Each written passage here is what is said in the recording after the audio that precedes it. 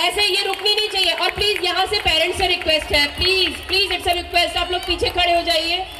पीछे जितने भी ऑडियंस बैठी है, हमारे बड़े लोग भी बैठे हैं, उनको दिखाई नहीं दे रहा है। प्लीज पेरेंट्स बेचारे बैठ के वीडियो बना रहे हैं, देखिए प्लीज इधर से प्लीज खाली कर दीजिए थोड़ा सा।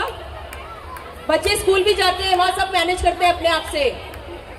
आप लोग डरिए नहीं, नित्यांगना डांस अकेडमी अच्छे से उनका ध्यान रख रही है। स्टार्ट।